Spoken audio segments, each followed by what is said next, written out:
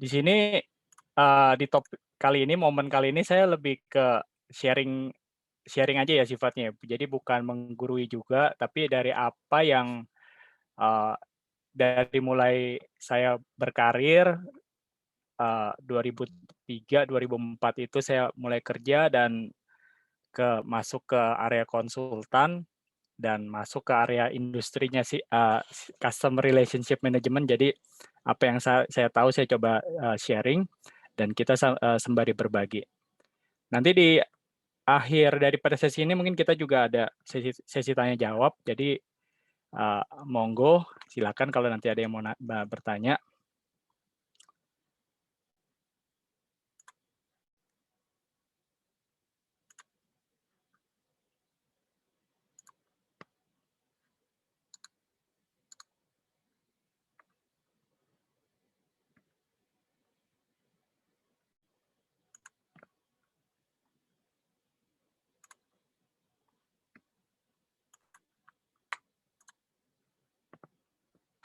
Kelihatan ya, screen saya ya?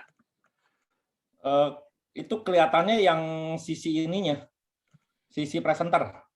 Sisi presenter ya? Ya, jadi mungkin dual dual presenternya di itu. Ya itu. Gini ya? Ya, gitu.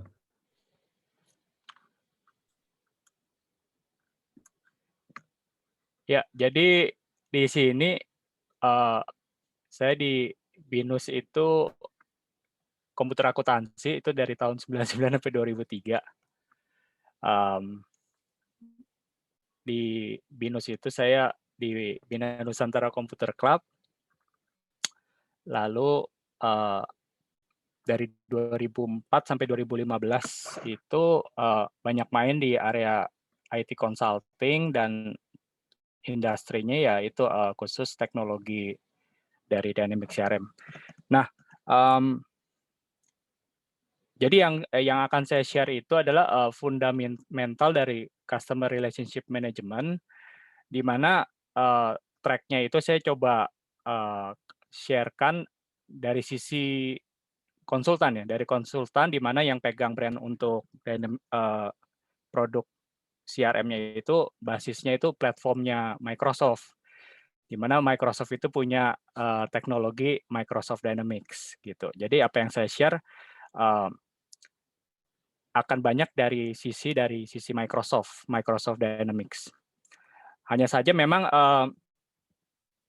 dari secara general itu, CRM itu juga di industri IT kan juga banyak ya, juga banyak, ada beberapa brand nanti, saya bisa kasih lihat slide-nya. Mmm, di slide yang pojok kiri bawah ini kira-kira, dari sisi project yang, so sejauh ini udah, eee, sempat dapat kesempatan untuk nyemplung di beberapa project. Ada di United Tractors, terus di Adira Finance, terus yang terakhir itu di Telkomsel IoT sama Telkomsel Customer Service. Nah, yang namanya customer relationship kan, pasti, kata kuncinya keyword-nya itu adalah,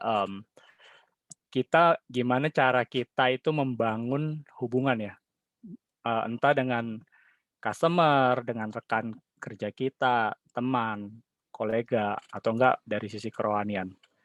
Jadi saya tulis di poin pertama itu, kita sebenarnya punya bangun relationship-nya itu, yang simple aja adalah dari sisi kita sebenarnya pas butuh atau pas kita bangun hubungan dengan seorang itu, komunikasinya itu harus terjalinnya itu berkesinambungan ya, continuous ya. Jadi jangan sampai ada kita putus hubungan. Artinya kalau misalkan kita lagi nggak butuh, kita nggak datang atau nggak nyapa atau nggak approach. Jadi ketika kita butuh baru datang, itu akan punya impact atau eee, punya rasa yang beda ya, touch-nya ya secara personal. Karena kalau saya katakan atau saya percaya, kalau dari sisi fundamental atau, inti dari bangun hubungan adalah, kita punya hubungan yang touch yang nggak nggak umum gitu loh. Kita punya touch yang benar-benar personal. Jadi dari situ ketika kita bangun hubungan pun juga kita motifnya juga benar-benar pengen bangun hubungan. Hubungannya entah entah hubungan formal atau hubungan informal. Nah, eee, kalau dari ilmu CRM-an itu, audiens yang tadinya saya pikir audiens dari, ulang tahun, eee, BINUS ini saya pikir ada juga untuk yang orang-orang yang, calon mahasiswa ya. Saya pikir tak ada, makanya saya pikir, ini mungkin berguna juga kalau misalkan nanti suatu saat mahasiswa itu yang lulus itu pengen menimbang untuk pekerjaan nih sebagai marketer atau enggak ada yang IT consultant tadi dan customer service agent. Nah, ilmu-ilmu ini, saya saya harap bisa ngebantulah, berkontribusi untuk di jenjang karir berikutnya. Untuk brand-brand yang IT teknologi sendiri sekarang udah mulai banyak bermunculan ya. Itu ada brand yang namanya Freshsales, Tridolphin, dan yang top itu kan Salesforce. Ada Dynamics dari Microsoft dan, SAP, Oracle Siebel, dan, HubSpot. Ya itu, brand-brand dan juga company-company yang memang, mencari mencari konsultan, mencari dan juga, eee, perusahaan-perusahaan akan banyak, mencari, orang-orang yang benar-benar spesialis di area area ini gitu. Jadi untuk lapangan pekerjaan sendiri sebenarnya terbuka cukup lebar. Ada yang role-nya bisa sebagai pre-sales, atau yang benar-benar, membangun taktik dan strategi sampai ke, area maintenance maintenance.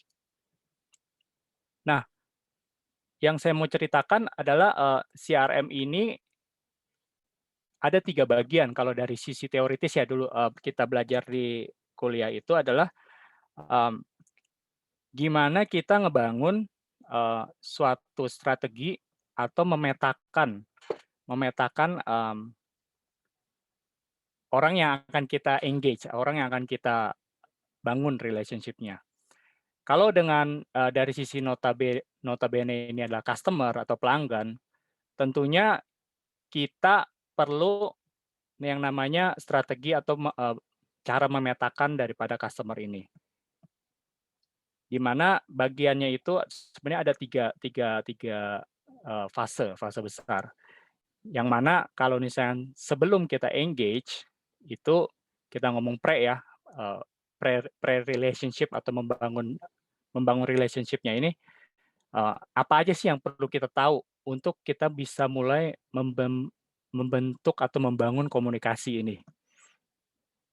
Lantas ketika nanti, sesudah kita mulai menjalankan strategi di lapangan, kita mulai engage dengan customer di lapangan, itu ada masuk di CRM di yang tengah-tengah fase keduanya, sementara fase ketiganya itu lebih ke post ya, post engagement dengan customer itu. Post itu kita bicara soal, bagaimana kita memaintain hubungan biar bisa, everlasting, gimana agar komunikasi, kita dengan customer dan customer tetap terus merasa nyaman, merasa ter-address, merasa, ter-cater ya kebutuhan dan kita bisa selalu men-satisfy customer kita. Itu bicara tentang yang di post engagement. Jadi kalau secara teoritis itu, CRM itu dibagi jadi 3 fase itu. Jadi tadi pre-engagement dan juga pada saat terjadinya engagement itu sendiri, dan yang ketiga itu adalah post engagement.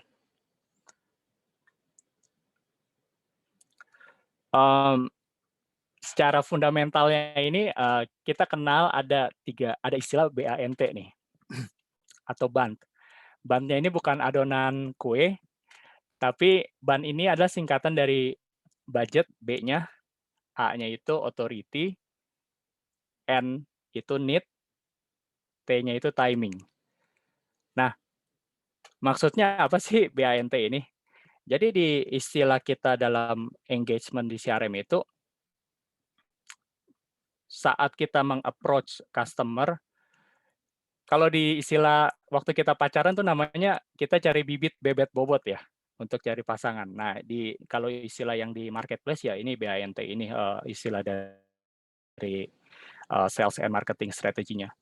Nah, B-nya ini budget. Jadi si sales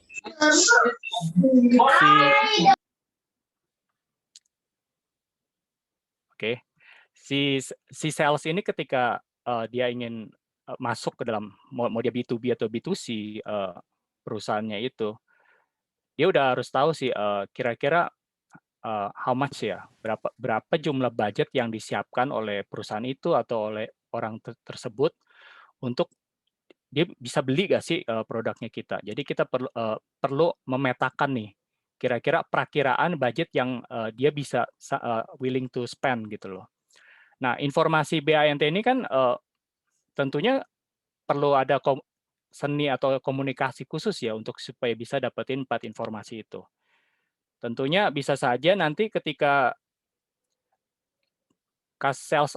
salesperson itu akan engage, dia nggak mungkin ketemu customer bisa langsung dalam satu sesi pertemuan misalnya meeting bisa dapat 4 informasi ini sekaligus. Tentunya perlu dijalin juga kesinambungan dalam hubungan yang mungkin jangka waktu panjang. Nah, itu tadi dari sisi budget. Nah, ketika salesperson itu juga engage ke satu perusahaan, apalagi perusahaan yang baru, dia harus bisa juga mengidentifikasi siapa sih kira-kira sponsor atau project sponsor otoritas yang benar-benar bisa ngetok palu.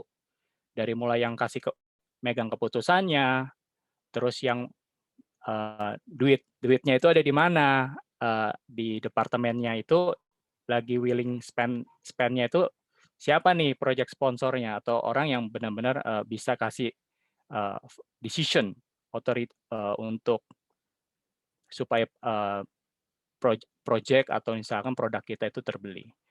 Yang ketiga itu need. Need itu dia lagi butuh apa sih? Jadi yang dari yang kalau nggak salah 2 minggu yang lalu ya, itu sesinya bagus banget.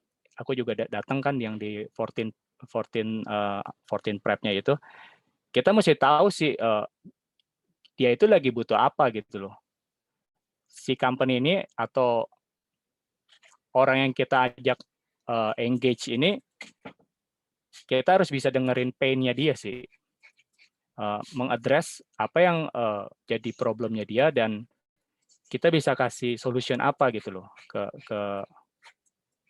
klien atau ke customer kita. Jadi itu dari sisi needs. Nah, timing yang terakhir itu T. Jadi kapan sih kira-kira dari budget ini atau project ini bisa turun? Karena belum tentu misalkan dia punya klien ini atau perusahaan ini punya pain sekian banyak 5.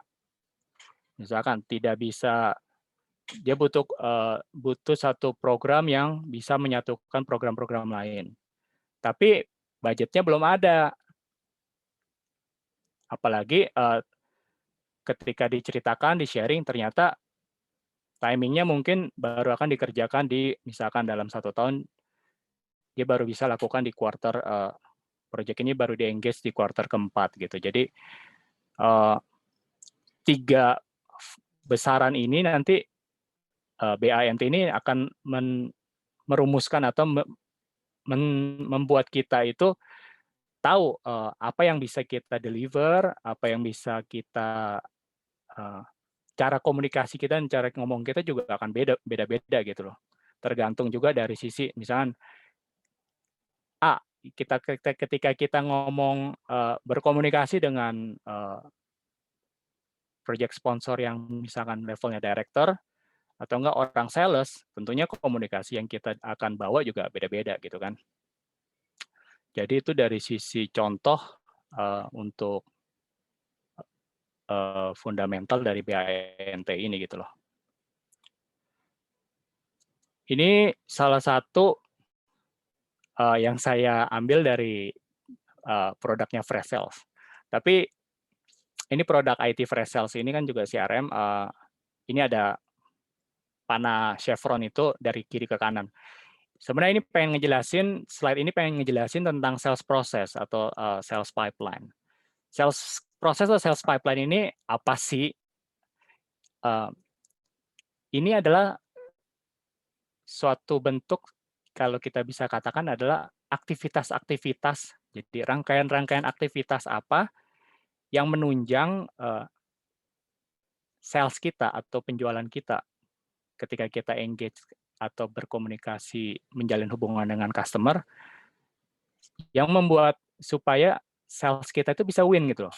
Cara penjualan kita dan kita bisa closing deal dengan project-nya kita. Jadi ini adalah bagaimana strategi kita memetakan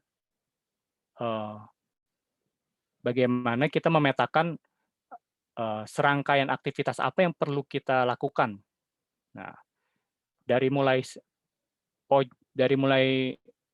chevron panah yang di kiri sampai ke kanan itu sebenarnya kita bisa mulai memetakan. Misalkan nih, contoh dari panah yang merah di kiri itu, kita bisa kasih angka persentase. Dari 0 sampai 20%, sedangkan yang orange atau kuning itu dari 0 sampai mungkin 60%, dan juga dari yang warnanya hijau 60% sampai 100%. Tujuan kita kasih angka persentase itu kan sebenarnya juga untuk kita bisa tahu nih, ketika kita sudah melakukan serangkaian aktivitas. Saya ambil contoh konkretnya, misalnya kita mau bikin nasi goreng. Untuk supaya bikin nasi gorengnya itu tersaji dan sudah selesai masakannya dan sudah tersaji ke pelanggan yang mau makan, tentunya kan pertama kalau kita breakdown aktivitas kita, si chefnya itu dia harus siapin bahan makanan, siapin nasi, garam, telur. Nah, itu kita ketika chef itu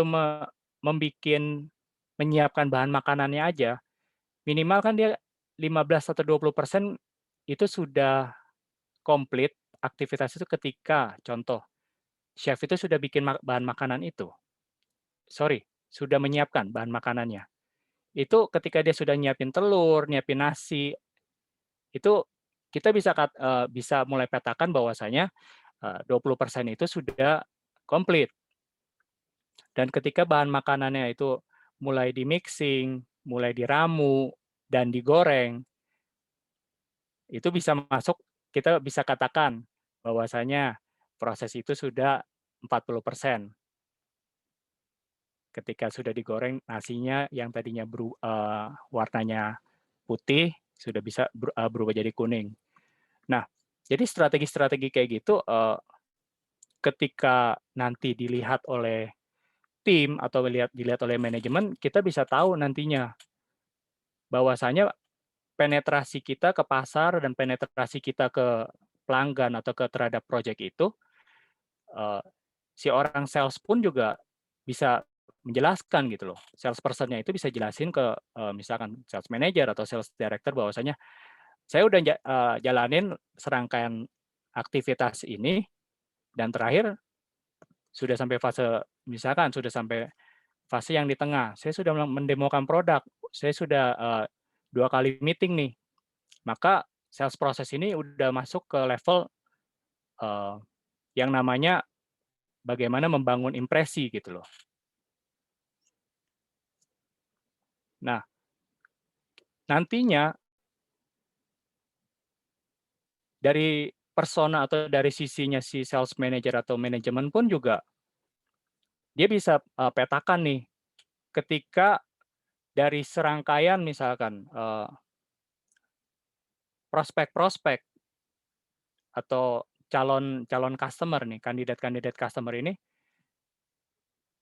lewat lewat sales pipeline itu atau funnel ini dia bisa petakan mana sih dari misalkan 100 orang yang akan kita jual produknya atau kita mau closing project, kira-kira akan closing closing deal-nya kapan dan customer-customer mana saja yang berpotensi. Nah, cara metakannya ini lewat sales pipeline gitu loh. Di mana ini ada gambaran satu sales funnel. Kalau misalkan ada 100 calon prospek yang di-engage, berapa sih yang benar-benar close sampai benar-benar final terjadi bisa terjadi sales di sini. Jadi kalau idenya dari sales funnel-nya ini dari mulai di atas itu kita bisa bilang bahwasanya prospek ini cold atau hot atau warm. Hot itu yang kalau misalkan sales-nya itu benar-benar orang yang kita ajak engage itu kira-kira sudah hampir mau beli. Sedangkan kalau misalkan yang warm itu adalah customer-customer yang sudah mungkin sudah mulai menanyakan produk-produknya kita, tapi belum benar-benar nanya soal harga gitu loh. Jadi tingkat keminatannya itu bisa kita coba petakan di sini. Jadi ide dari sales pipeline atau funnel ini kan bentuknya kayak corong. Itu untuk metain kira-kira misalkan dalam satu waktu tertentu, satu kuartal, misalkan setahun kan 4 kuartal ya. Di Q pertama kira-kira kita bisa tebak aja gitu loh. Ini prospek atau calon customer-nya kita ini sebenarnya ada berapa sih? Mungkin dari 100 cuma 3 atau 4, 3, 4 orang yang benar-benar eee, warm dan hot. Dan kira-kira closing deal-nya kita bisa petakan jadinya. Kan kalau misalnya kita mau misalnya dapat keuntungan 100 miliar lah setahun, 100 miliar setahun, kan kita harus breakdown dong. Eee, apakah 100 miliarnya ini kita dapetinnya dari daerah mana? Dari teritori mana nih? Apakah dari 34 provinsi, semua 34 provinsinya semua hot prospeknya? Kan enggak kan? Tentunya ada wilayah-wilayah tertentu yang lebih prospek dibandingkan yang lain. Itu salah satu contoh daripada gimana corong itu kita lihat penjualannya, basisnya di mana, customer kita ada bisa kasih kita eee, estimasi revenue berapa besar, dan customer-customer kita yang repeat order itu berapa banyak.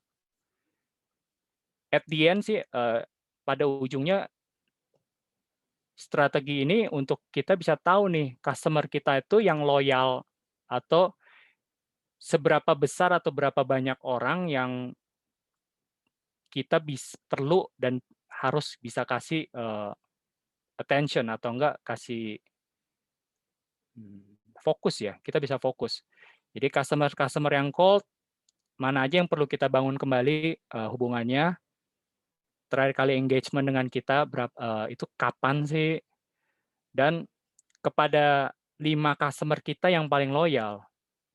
Nah, kita perlu bangun hubungan, kita perlu jalin hubungan komunikasi dan seperti apa. Jadi kita bisa concentrate kepada pemberi revenue terbesar kalau dari sisi marketplace ya, dari sisi corporate, 5 customer terbesar kita yang menyumbang revenue ke perusahaan kita harus harus kita kasih kontribusi yang tentunya lebih besar ya dibandingkan customer yang mungkin hampir nggak pernah beli. Jadi itu beberapa fundamental strategi gimana cara kita komunikasi dan gimana kita metain nih customer mana yang butuh touch. Misalkan customer yang udah hampir setahun nggak pernah touch sama kita, kita bisa tahu lewat solusi-solusi IT lewat teknologi-teknologi yang ada, memetakan tadi dari berapa banyak penjualan dan gimana cara nge-approach customer kita. Nah, teknologi-teknologi yang di CRM ini yang yang kita lihat ini adalah kita jadi tahu bahwasanya tentu kalau misalkan di satu corporate atau nggak di satu organisasi atau perusahaan, kita juga perlu petakan juga nih. Mungkin kalau ada orang, ada salesperson, ketika mau engage ke saya misalkan, dia perlu tahu saya itu yang tipe karakteristik atau temperamennya seperti apa. Dan misalkan dia tahu tahu nggak misalkan birthday saya atau enggak tanggal anniversary, karena itu kan hal-hal yang sifatnya sensitif dan personal. Kadang-kadang kalau dengan kita tahu itu juga kita untuk membangun kedekatan itu juga kita juga lebih ngerasa lebih nyaman, lebih intimate.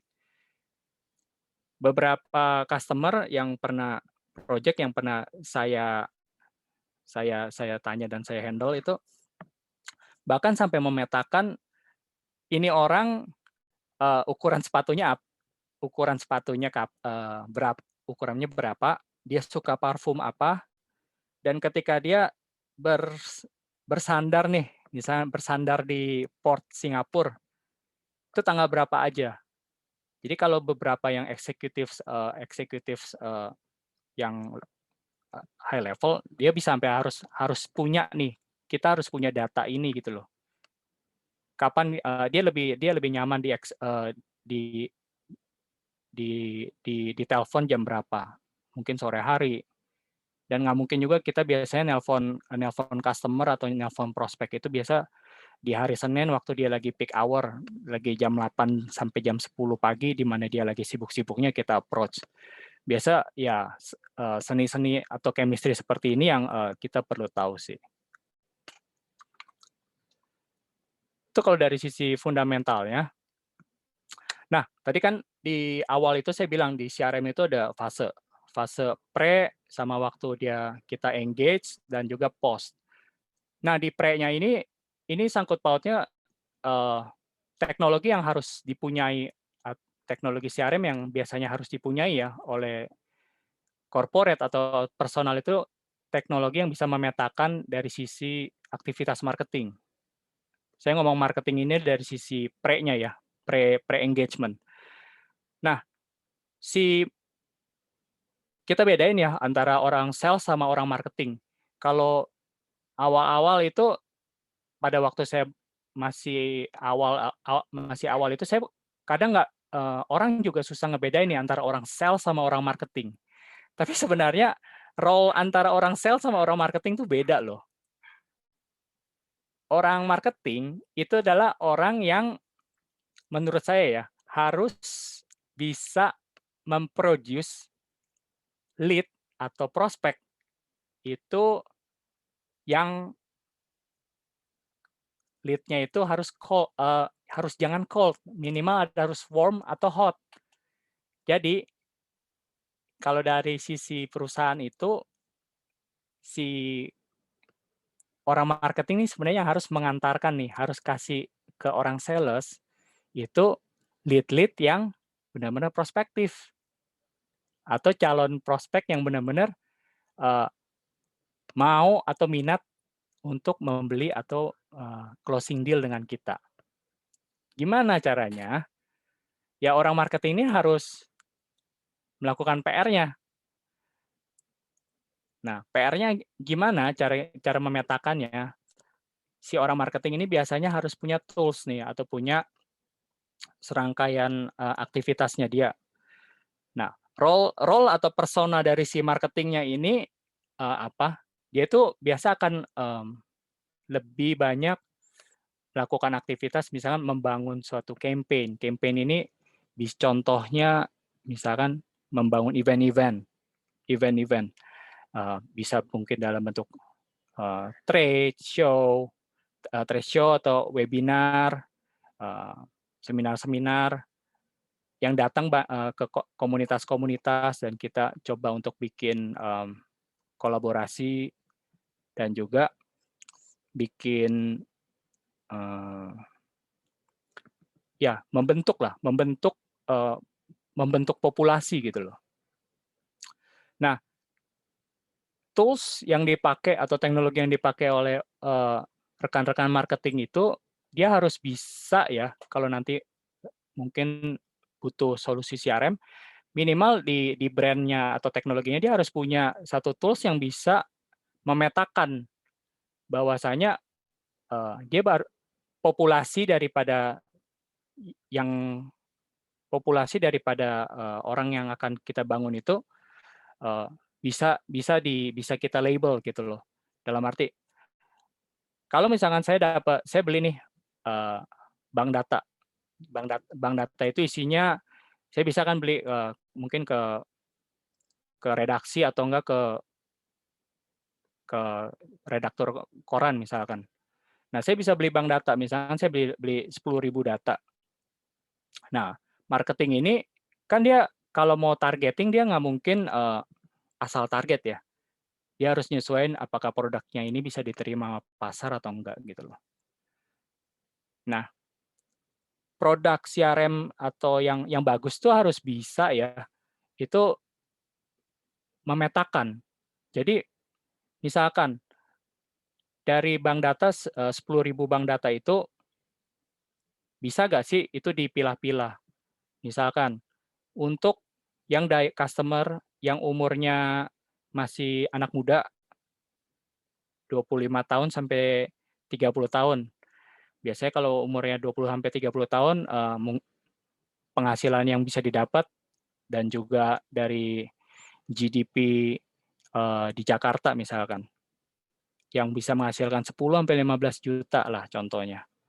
Nah, tools atau marketing ini harus bisa milah nih di Jakarta Barat untuk yang daya belinya berpenghasilan 15 sampai 20 juta siapa aja sih? Dari situ barulah si orang marketer ini bisa bisa mengkategorikan bahwa campaign atau kampanye dia itu berhasil gitu loh. Itu sih kalau secara dari sisi tools, dari sisi strategi si orang marketing. Tentunya ini kita belum ngomong channel-nya ya, channel dari si marketing, si marketer ini. Untuk dia dapetin lead atau prospek yang hot, yang benar-benar hot, yang benar-benar ketika dia beli, ketika di blast nih brosur atau event detailnya itu, ketika di blast orang ngelihat langsung tertarik. Nah makanya saya lihat juga ada Google Ads kan ya di hari ini punya topik itu juga keren. Nah alat-alat analytical tools inilah yang sebenarnya ngebantu nih untuk supaya dapetin prospek yang memadai itu. Tentunya misalkan kita lihat ya ada juga solusi SMS blasting. SMS blasting itu berarti mengirim SMS nggak cuma ke satu orang tapi bisa sekaligus ya misalkan ke 200 orang sekaligus. Nah, si orang marketing ini atau si marketer ini harus tahu seberapa efektif gitu loh channel-channel yang dia bangun, yang akan dia coba lewat kampanye-kampanye dengan budget yang sekian, misalkan dengan budget yang terbatas yang diberikan oleh perusahaan. Nah, itu adalah siklus daripada proses kerjanya si marketing. Jadi kolateral yang dia bangun, apakah tools-tools teknologinya ini sudah bisa mengukur efisiensi dari setiap sosial media yang dia engage gitu loh. Belum lagi bagaimana campaign ini ketika diatur bisa juga tahu bahwasanya campaign ini efektif dengan budget misalkan dengan budget 100 juta saya bisa dapat 10 lead yang benar-benar prospektif. Nah, dan ternyata dari setiap campaign dalam setahun saya bikin 3-4 campaign atau kampanye program, ternyata SMS blasting itu nggak efektif loh. Itu SMS blasting tidak menyumbang sama sekali lead atau prospek buat saya. Bahkan beberapa tools CRM itu punya alat untuk ngebangun template untuk sosial media, misalnya di Instagram, di email. Nah, bahkan ada juga A/B testing ya, agak teknis sedikit. A/B testing itu salah satu tools di CRM yang bisa ngebandingin. Misalkan saya bangun satu email template berupa brosur, ternyata warna ungu itu tidak terlalu disukai. Ketika saya bangun dengan misalkan font yang khusus yang anak-anak desain grafis itu bangun dengan bikin pakai font Arial, ternyata nggak efektif. Ternyata nggak banyak orang mau mau ngelihat atau mau ngebuka daripada link-link yang telah saya bangun. Jadi itulah orang marketing itu area dunianya dia akan ngelihat nih dan melakukan perbandingan terus untuk bahwasanya dia campaign yang dia jalanin ini efektif atau enggak gitu loh. Itu dari sisi pre-engagement. Nah, dari sisi sales-nya itu tadi seperti Sun Tzu bilang ya, seorang strategis Sun Tzu bilang ketika kita bisa tahu memetakan dengan benar, kita bisa memenangkan segala peperangan gitu loh. Kita bisa tahu strategi musuh, maka kita bisa memenangkan banyak pertarungan gitu loh. Tadi dengan strategi BANT, BANT-nya itu. Nah, kalau dari siklus atau aktivitas seorang salesperson tadi adalah ketika dia terima nih lead lead prospek yang dari orang marketing tadi kan, dia kan harus tadi saya bilang dia harus jalani nih serangkaian aktivitas yang namanya ini sales sales process flow ini, serangkaian aktivitas ini untuk supaya gimana closing deal. Nah, dari sini dia harus bisa uh, ngerumusin nih ketika quotation atau penawaran yang akan dia kasih ke customer ini harganya bisa masuk atau enggak gitu loh.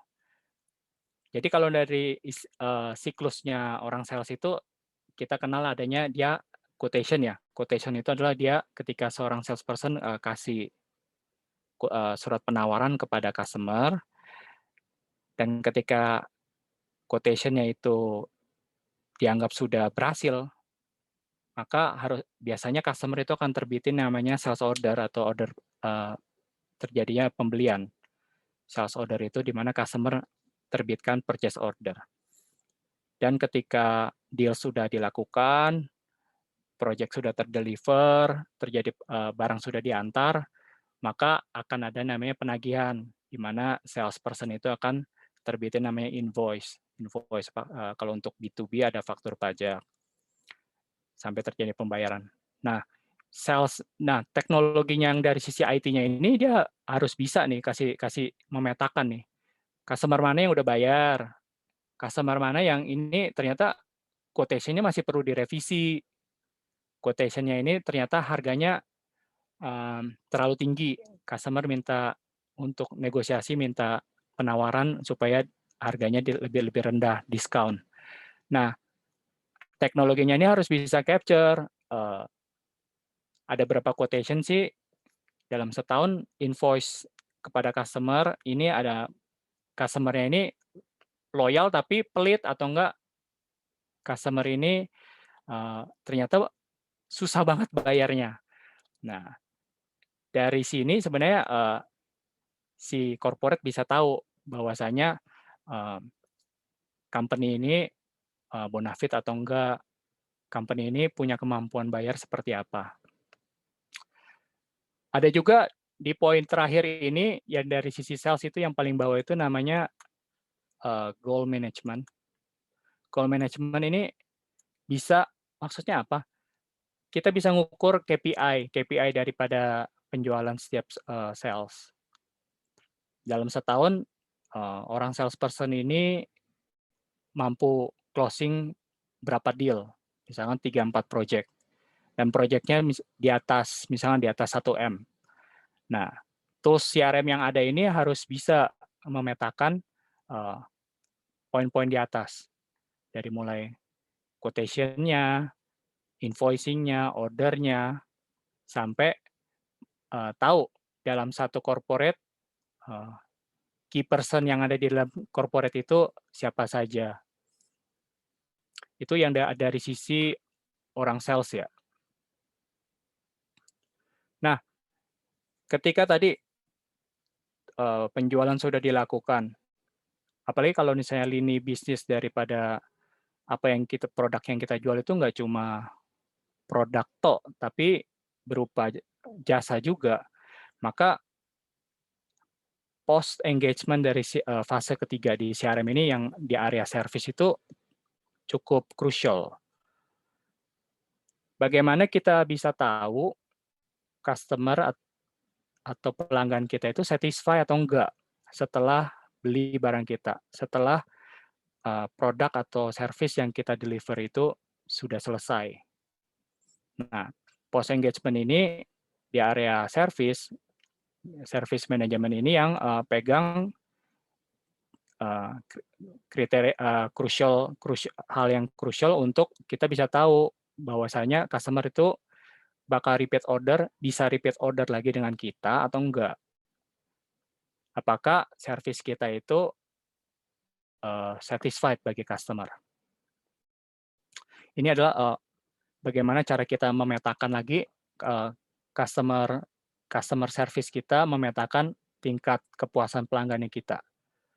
Nah, tools yang di area service itu harus bisa menampung ya. Jadi ada tools yang harus bisa mengakomodir dari sisi knowledge management-nya. Di poin pertama ini maksudnya knowledge management adalah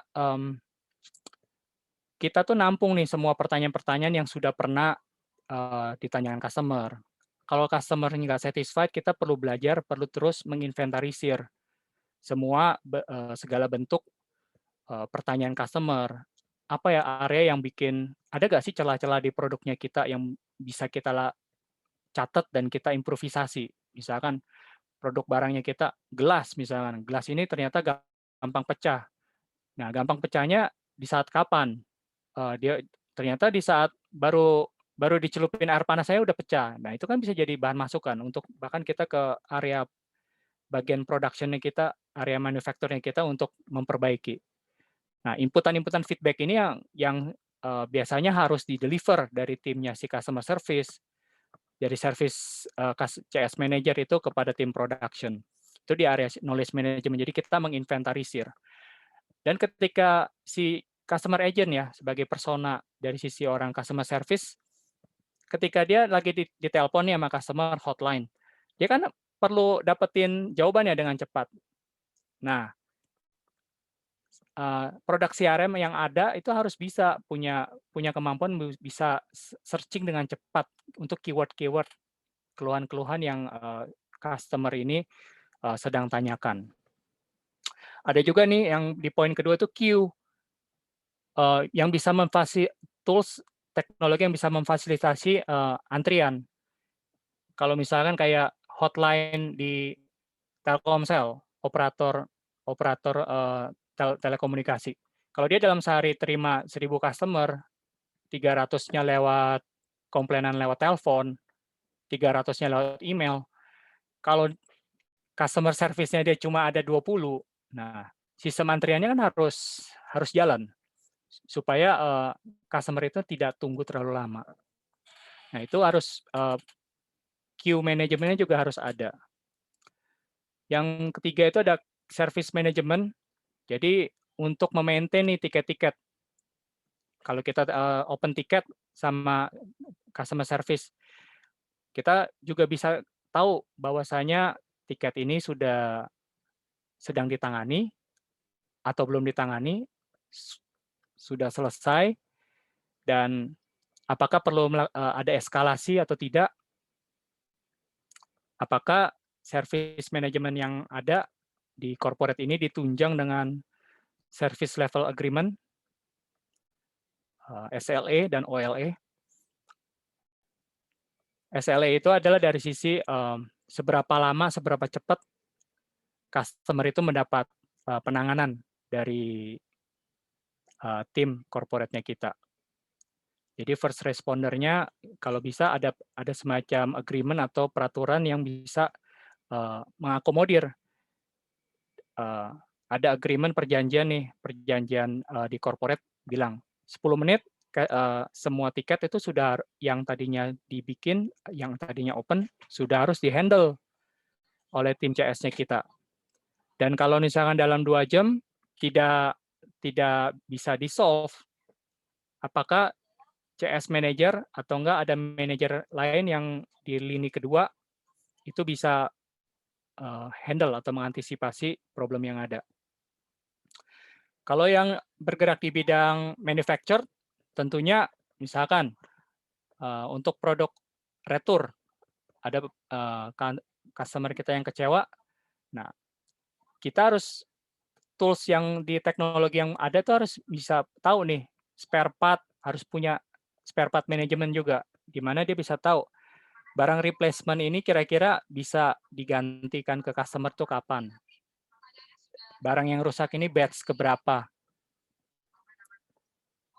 Belum lagi kalau misalnya customer-nya B2B, apalagi ada kontrak. Nah, setiap kali misalnya kontrak dalam 1 tahun, pelanggan boleh 3 kali komplain dan boleh bebas 3 kali mengganti barangnya. Nah, itu kan di kontrak berarti harus dipotong terus tuh entitlement atau spare part barang penggantinya. Itu semua harus bisa dipetakan. Yang lain-lain kalau dari sisi post service CRM atau enggak after sales-nya kita itu juga ada dokumen manajemen. Kalau itu sebagai add-on ya, sebagai bonus. Jadi tools-nya itu dokumen manajemen adalah ya bagaimana semua kayak tadi contohnya invoice, kontrak-kontrak agreement itu biar bisa dicari dan bisa tampil dengan cepat ketika dibutuhkan. Dokumen manajemen itu biasanya nyimpen yang namanya metadata atau keyword-keyword yang sudah dimasukin nih oleh teman-teman CS dan teman-teman legal. Misalkan dokumen kontrak bulan Januari. Jadi ketika seseorang itu mau search kontrak yang bulan Januari untuk misalkan customer Telkomsel aja, maka dokumen itu bisa langsung dengan mudah tampil. Di beberapa teknologi baru yang di area services ada juga portal, baik untuk personal perusahaan atau juga untuk customer-nya sendiri. Contohnya kayak yang terakhir ini kan ada di website Peduli Lindungi ya, yang untuk gugus COVID. Nah, kita yang udah vaksin, yang sudah vaksin kita bisa dengan masukin aja di pedulilindungi.id, bisa kita masukin KTP kita, masukin nama lengkap kita udah bisa tahu nih statusnya.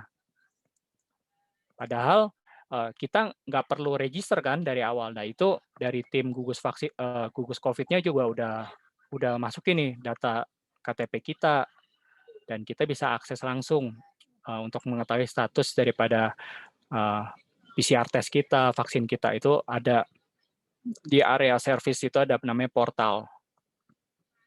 Yang AI kalau misalkan yang udah agak canggih teknologinya kita itu robot AI-nya ini bisa kasih tahu kita, bisa remind kita gitu loh. Lukas ini udah customer Telkomsel ini kamu belum hubungin loh dalam setahun ini kamu sama sekali belum pernah kontak dia dan dia juga belum pernah beli lagi nih dengan kita. Nah si AI ini bisa ngingetin kita bahwasanya untuk kita telepon dong orang ini. Besok dia ini ulang tahun loh, ucapin selamat dong atau kirim sesuatu ke dia. Nah jadi dengan kolaborasi AI ini sebenarnya bisa ngebantu untuk kita memperbaiki hubungan atau membangun hubungan. Dua lini terakhir ini ada area baru juga, field service, di mana kalau Microsoft itu ada tools bantuan kan, Microsoft HoloLens ya. HoloLens ini dia yang kalau misalkan si Tony Stark di Iron Man itu dia punya AI-nya juga, dia ngebantu nih. Field service ini tujuannya adalah tools-nya itu berupa kalender sebenarnya. Kalender untuk memetakan teknisi kita, jadwal kerjanya dia dalam seminggu. Misalkan hari ini dia pergi ke customer mana saja. Dari situ sih sebenarnya gunanya adalah untuk supaya kita lakukan penjadwalan nggak tabrakan misalkan. Yang kedua, untuk kasih tahu bahwasanya teknisi kita itu habis pergi misalkan ke customer Adira, dia pergi ke customer Telkomsel. Nah, bahkan kalau tools-tools yang agak-agak lebih canggih lagi, dia bisa kasih shortest path dengan combine teknologinya GPS. Dia bisa kasih tahu rute yang lagi kena macet, rute yang untuk menghindari macet seperti apa. Yang terakhir, kalau dengan combine teknologi IoT, itu adalah dari sisi gini siklusnya. Kalau misalkan di rumah sakit nih, dia punya air condition atau enggak, oksigen di dalam tabungnya itu sudah berkurang, udah sisa 15%, maka harusnya si teknologi CRM-nya bisa kirim reminder kepada suppliernya rumah sakit itu untuk datengin lagi dong 20 tabung oksigen lagi untuk karena kita persediaannya sudah berkurang. Jadi area-area IoT ini juga mulai masuk ke CRM dan bentuknya seperti itu. Contoh lain di area IoT untuk yang service management ini juga di area peternakan, misalkan ternak ayam. Nah, jam 8 ini ayam ini 30.000 ekor kalau nggak telah dikasih makan kan bisa aja meninggal, bisa aja berpulang ke rahmatullah. Nah, ayam ini harus nih kita bisa CRM harus bisa kasih tahu robotnya. Nah, robotnya turun IoT-nya turunin mesin pakan ayamnya untuk turun biar ayamnya bisa makan pakannya. Jadi itu adalah kolaborasi dari sisi service management. Wah, mantap banget tuh, Bro Lukas. Ini jelasinnya mungkin agak-agak pagi hari ini agak jelimet ya. Banyak banget yang Memang kalau kita lihat memang ilmu CRM itu sangat luas sekali ya. Iya, benar. Bahkan sampai bisa diintegrasikan ke mana-mana sampai ke teknologi IoT, ini keren banget sih, sampai tadi shortest path gitu ya. Iya. Nah, mungkin karena banyak juga nih yang udah Bro Lukas sharing-kan, nah, mungkin banyak yang jadi penasaran mau nanya-nanya gitu ya. Gitu. Iya, Kita berikan juga kesempatan buat nanya-nanya ya, karena mengingat waktunya juga gitu. Udah sampai jam 10 nih, nggak sadar nih kita nih. Iya. Monggo silakan. Ya, kalau ada yang mau nanya-nanya, boleh nanya langsung, boleh di kolom chat, silakan ya. Gitu. Kalau ada yang mau nanya-nanya, silakan. Tapi ya sambil kita nunggu yang mau bertanya, memang ini ya Bro Lukas ya, CRM ini benar-benar suatu hal yang penting karena kan biaya untuk mencari customer baru itu lebih berat daripada biaya mempertahankan customer yang lama, betul kan ya? Benar banget. Ya, Benar. jadi kita pasti butuh biaya ya. Kalau misalnya kita mau cari customer baru, kita pasti spending iklan, gitu ya. Terus nge-approach lagi, terus Iya. dan itu prosesnya panjang sekali. Belum lagi kita belum mengenal customer tersebut, ya. Jadi ada faktor resiko lagi yang mesti kita emban, kan gitu. Tapi kalau existing Benar. customer, artinya kita udah di depan mata gitu loh. Dia sudah mengenal kita juga. Gitu. Artinya memang perlu ada biaya untuk memaintain itu. Ya salah satunya sistem CRM ini kan. Ya Iya, itu benar. pasti sebuah investasi, betul nggak Bro Lukas? Pasti nggak murah juga ya implementasi Microsoft Dynamics ya. Benar. Ini ambil contoh misalkan, ada juga teknologi kayak misalkan, mesin mesin teknologinya itu bisa nangkep, sentimen negatif, misalkan dari Facebook. Wah. Dia nge-capture nih, misalkan, pemberitaan yang baru-baru ini, AirAsia kalau nggak salah 2 hari yang lalu ya, Hmm. itu ada satu manajer yang memarahi agennya, bahkan dengan menggunakan kata-kata yang kasar. Itu Wow. kan ketika si AirAsia ini bangun brand, ini kan fatal gitu loh.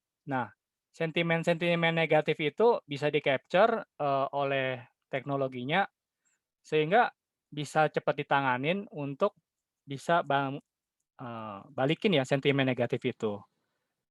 Ya Wow. ya seperti itu sih. Jadi, dari eksekutifnya itu juga bisa langsung kasih counter kan, atau enggak pihak pihak CSR-nya bisa langsung, berikan pernyataan gitu loh. Ya, ya, ya. Nah, ada yang nanya nih, Bro Lukas, dari Savitri, ya, anak BNCC nih, Pipit ya. Normally IP implementasi CRM ini perlu berapa lama? Berapa lama sih biasanya, Bro? itu kan tadi ada ini ya, ada tiga tiga area kan, ada area marketing, sales, sama service. Tergantung sih mau di pre-nya atau engagement-nya atau enggak after sales-nya kan. Hmm. Tapi kalau yang kayak full modules misalkan marketing, sales, dan service, ya biasanya bisa setahun lebih ya. Hmm. Sementara kalau yang area marketingnya atau enggak area sales, area service ya ya satu satu 3 4 bulan lah, satu satu Q biasanya. Hmm. Itu, padahal itu aplikasinya udah jadi kan, itu tinggal implementasi aja kan ya?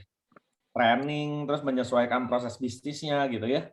Gitu. Iya, Apalagi kalau benar beberapa buat custom ya, dari nol ya, ya, wah bisa lama banget tuh. beberapa brand sih itu udah kayak setengah jadi, tinggal di kosmetik dikit lah ya, diubah-ubah gitu. Karena memang kalau kita bicara soal implementasi IT biasanya bukan cuma bukan masalah teknologinya aja, tetapi kan masalah, proses di lapangannya, itu yang juga Strateginya sih, heeh. strateginya, mendefinisikannya, nanti baru di-setting di sistemnya kan begitu. Iya, kayak tadi saya bilang, bikin nasi goreng, mau dibilang itu udah setengah jadi, misalnya 50% itu, kategorinya apa gitu loh, untuk bilang bahwa dia ini udah setengah jadi gitu barangnya. Nah, ada yang nanya lagi nih Bro, dari Kobudi nih ya. Adakah cerita pengalaman unik dalam implementasi CRM yang Bro selama ini rasakan? Pengalaman unik pengalaman uniknya, Tadi eee, kali ya yang apa, sampai ukuran sepatu aja dicatat ya? iya tuh, itu, company Singapura tuh keren-keren sih menurut aku, eee, dia di industri shipyard ya, heeh. Hmm. Dia sampai itu, Indonesia belum nyampe kepikir sampai sono sih ya, ukuran sepatu, parfum gitu ya. iya, ukuran sepatu, parfum itu sampai dia dia, bersandar di pelabuhan, di port itu di bulan bulan depan itu dia bisa petakan gitu. Jadi ketika mungkin, employee-nya ini resign dan digantikan orang lain, eee, tacit knowledge yang itunya itu Nggak hilang. nggak hilang gitu loh. Jadi siapapun yang melanjutkan, dia tetap bisa memberikan layanan yang sama kepada customer, betul kan ya? Iya, bener. Wow, itu keren sekali itu, ya. Gitu. Nah, ada statement nih dari Bro Stepanus nih, bahas ban, saya ingat dulu jadi IBM Business Partner. Ya, kalau sudah sistem CRM nggak akan terlalu sulit kalau isinya manual. Buat para marketer jadi pekerjaan yang sangat memakan waktu. Iya, ya, buat marketernya jadi pusing gitu ya. Iya Apalagi si Bro Step nih juga ngerasain ya, karena Bro Step kan juga berjuang bersama saya juga nih. iya. Dari sisi si, individual si marketer atau si sales ini kan juga kadang, agak reluctant ya, kalau, kalau belum di-digitalize kadang-kadang dia meng-keep sendiri kan, informasi-informasi yang ya dia biasa bawa dan customer itu bisa pindah juga gitu ke company lain. Iya, itu saya ingat banget ya, ada salah satu yang pernah sharing sama saya ya. Jadi ini senior sales gitu ya. Dia itu punya buku catatan, dia punya buku catatan tentang apa customer-customer dia. Ini sales otomotif gitu ya. Jadi dia itu dan sangat hebat itu sales itu gitu lah. Terus kemudian kan dia memang udah mungkin masuk masuk masa pensiun gitu ya. Nah, kepada juniornya diwariskanlah buku catatan itu. Nah, junior Kitab itu langsung melejit gitu loh. melejit, kitab sakti dia Langsung melejit. udah dia seduh dia minum kitab sakti. Nah, itu sebenarnya masalah klasik tentang CRM ya, itu masih bagus. Si seniornya itu mau menurunkan warisan ilmunya gitu kan kepada juniornya. Tapi berapa banyak yang kemudian membawa buku catatan itu dibawa ke perusahaan lain, misalnya ketika dia resign pindah ke perusahaan lain. Sehingga ilmunya bukan menjadi milik perusahaan, tapi ilmunya menjadi milik pribadi sales tersebut. Gitu Ya, ya. seni sih, itu seni ya, CRM ini. keren. Oke, Bro Lukas, thank you sekali lagi ya atas sharing-nya, luar biasa sekali ya, tidak terasa 1 jam berlalu dan banyak hal yang bisa kita pelajari ya. Thank you sekali lagi Bro Lukas ya.